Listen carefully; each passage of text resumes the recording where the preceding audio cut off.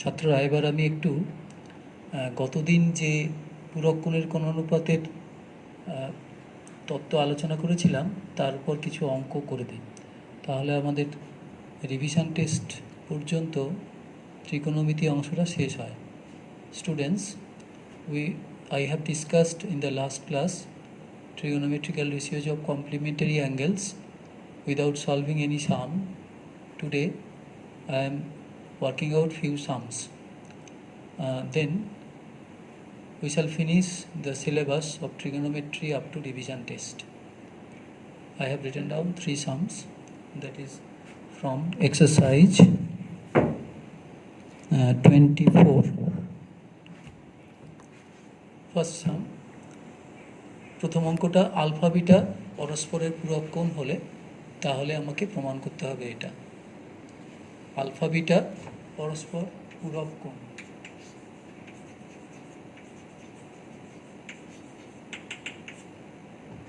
তাহলে কিভাবে করব? সলিউশন, সিন্স আলফা বিটা আর complementary to each other,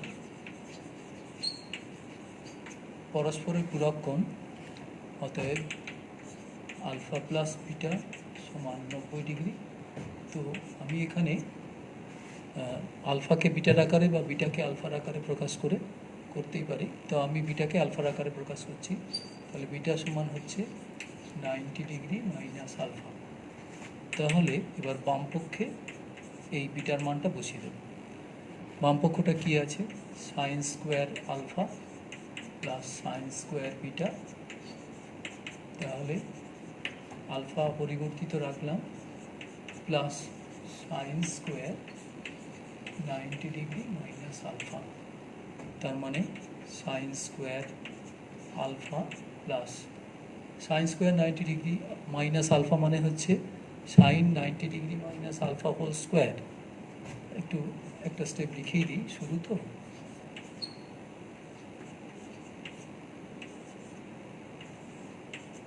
তো সাইন 90 ডিগ্রি মাইনাস আলফা মানে কত না কস আলফা, তাহলে এটা দাঁড়ালো sine square alpha plus cos alpha whole square, তার মানে sine square alpha plus cos square alpha. তো তোমরা নিশ্চয়ই এই অভেদটা ভালো করে এখন শিখে ফেলেছো। আমার যে 3টে অভেদ বলেছিলাম, প্রথমটা হলো sine square theta plus cos square theta. তো থিটা যে কোনো কোণ, এখানে আলফা আছে, তাহলে sine square alpha plus cos square alpha সমান 1। তাহলে আমরা ডান পক্ষে পৌঁছে গেছি।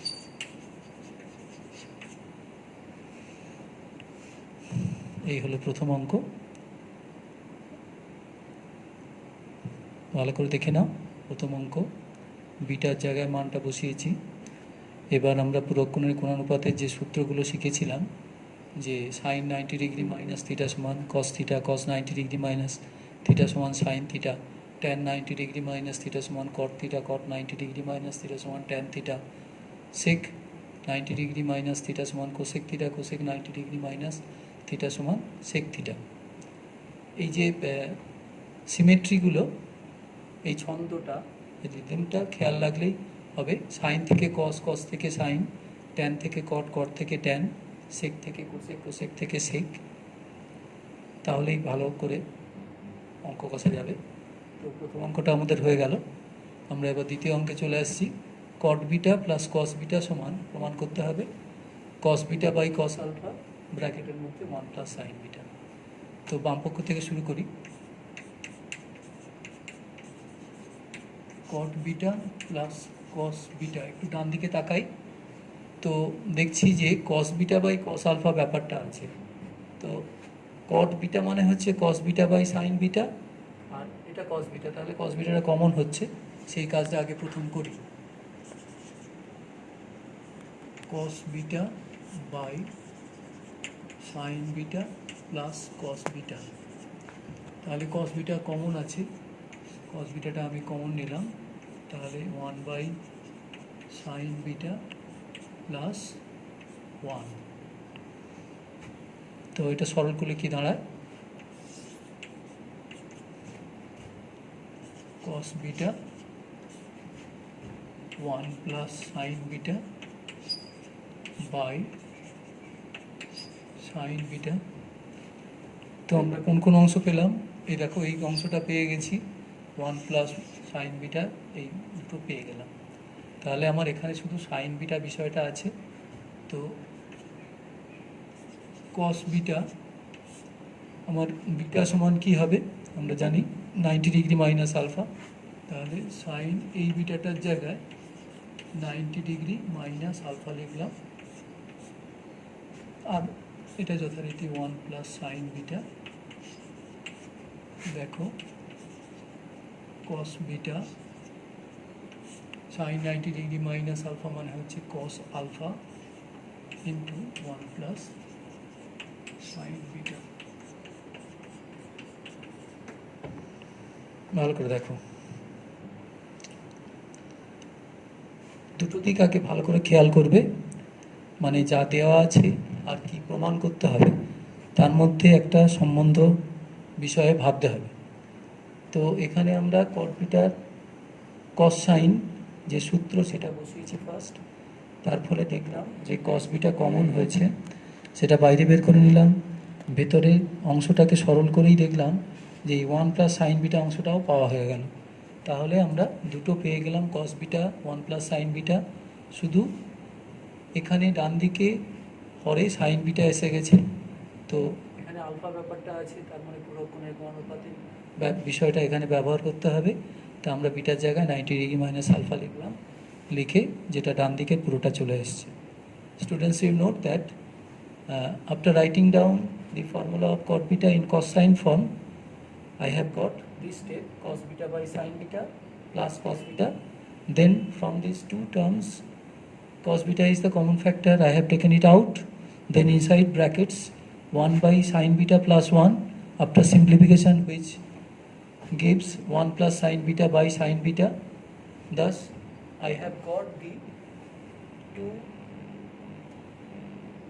factors on the right side. One is cos beta and the other is 1 plus sin beta. Only at the denominator it is sin beta. Therefore in this case we have to change this beta by 90 degree minus alpha, as alpha beta are complementary angles. I have put that, and finally I have got the right hand side part. Therefore the sum is finished. Now we move to sum number 3.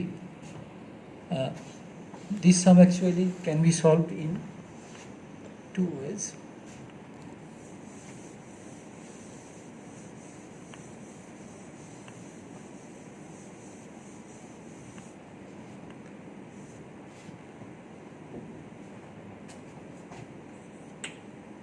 Using identities, then by drawing diagram, necessary diagram, we can solve it. First method,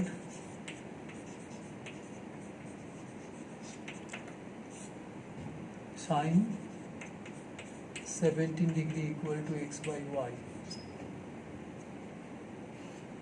Here it is sec 17 degree, that means we need cosine. Therefore cos 17 degree is equal to 1 minus sin square 17 degree. Put the value and simplify. 1 minus x square by y square, which will be equal to numerator y square minus x square square root, and this will be y. Therefore sec 17 degree is equal to y by root over y square minus x square. Then we have sin 73 degree. Sin 73, that can be written as sin. Angle 73 degree is the result of 90 degree minus 17 degrees. If we subtract 17 degree from 90 degree, we get 73 degree. 90 degree থেকে 17 degree বিয়োগ করলে তবেই 73 degree পাওয়া যায়।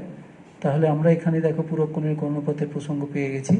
Sign 90 degree minus theta, তার মানে cos theta, cos 17 degree, and already we have found the value of cos 17 degree, that is equal to root over y square minus x square by y. Boys, you know these 17 degree, 73 degree, all are positive acute angles, therefore their values will be positive. That is why we have considered here the positive signs. ছাত্ররা তোমরা জানো যে এটা দেখো ধনাত্মক সূক্ষ্মকোণ দুটোই 17 degree 73 degree দুটোই ধনাত্মক সূক্ষ্মকোণ, তাই জন্য এদের মান কিন্তু ধনাত্মক। সেই জন্যই আমরা এখান থেকে শুরুতেই প্লাস সাইন দিয়েছি। কেন দিলাম? কারণ আমরা যদি ওই sine square 17 degree plus cos square 17 degree সমান 1 ব্যবহার করি, তাহলে একটা দ্বিঘাত সমীকরণ হয়ে গিয়ে দুটো মান আসার কথা। কিন্তু আমরা কেন ধনাত্মক নিয়েছি তার যুক্তিটাও কিন্তু মাথায় রাখবে। এরা 17 ডিগ্রি 73 ডিগ্রি দুটোই ধনাত্মক সূক্ষ্মকোণ, তাই জন্যে এদের সাইন কোসাইন বা অন্যান্য কোণানুপাত সব ধনাত্মক হবে। সেই জন্যই আমরা কিন্তু প্লাস সাইন নিয়েছি। এবার আমরা এটা বাম পক্ষে মান বসিয়ে দিই। Therefore LHS is equal to sec 17 degree minus sin 73 degree equal to sec 17 degree minus cos 17 degree। মান বসিয়ে দাও, y by root over y square minus x square minus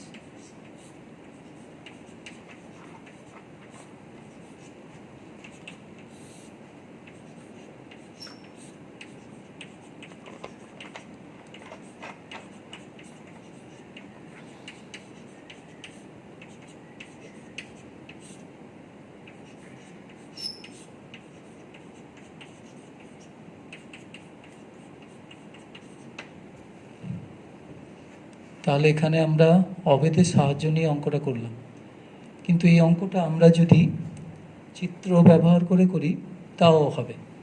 দেখা যাক সেকেন্ড মেথডটা।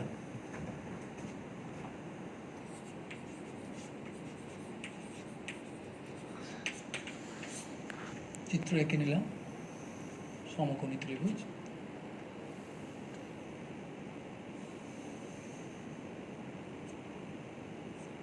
সতেরো ডিগ্রি, এটা তো সমকোণ, স্বাভাবিকভাবে এটা 73 ডিগ্রি। এখন সাইন 17 ডিগ্রি সমান এক্স বাই ওয়াই, তার মানে 17 ডিগ্রির সাপেক্ষে লম্ব বাই অতিভুজ। তার মানে আমি তোমাদের এই প্রতীক ব্যবহার এর প্রসঙ্গ বলেছি, সেটা করে নেবে। তাহলে পি বাই এইচ সমান এক্স বাই ওয়াই, তো এখান থেকে আমি বলতে পারি P equal to K X আর H equal to K Y. অবশ্যই কে এখানে ধনাত্মক সংখ্যা। তাহলে আমরা দেখো সমকোণী ত্রিভুজের লম্ব আর অতিভুজের দৈর্ঘ্য জেনে ফেলেছি। তো যেহেতু এটা সমকোণী ত্রিভুজ, তাহলে পিথাগোরাসের উপপাদ্য ব্যবহার করে আমরা ভূমির দৈর্ঘ্য বের করতে পারবো। ভূমি বি, অতএব B equal to root over H square minus P square. মান বসিয়ে দিই, কেটা অবশ্যই বাইরে থাকবে কারণ দুটোতেই কে স্কোয়ার চলে আসছে, Y square minus X square. দেখো তাহলে সমকোণী ত্রিভুজের আমরা 3টে বাহুর দৈর্ঘ্যই জেনে ফেলেছি। তাহলে আমরা এবার যে কোনো কোণানুপাত বের করে ফেলতে পারি।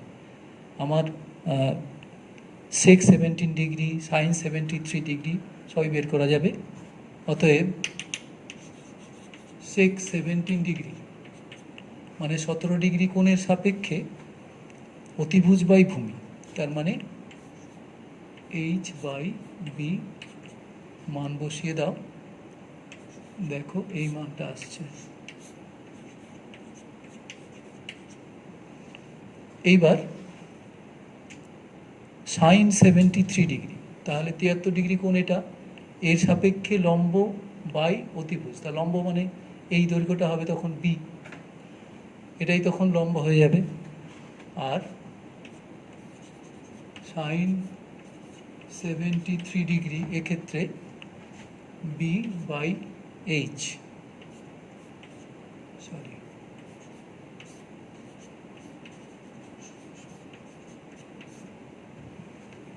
তুমি চাইলে এটাকে পি ড্যাশ লিখে নিতে পারো, লিখে নিয়ে তারপরে ওই জায়গায় বি বসাবে, তাহলে আমরা এই মানটা পাবো root over Y square minus X square by Y.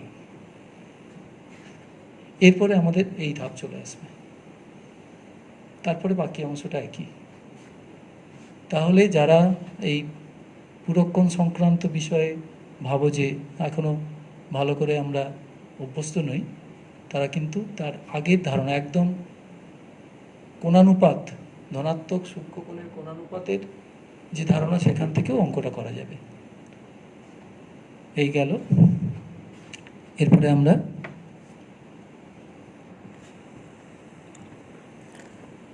থাক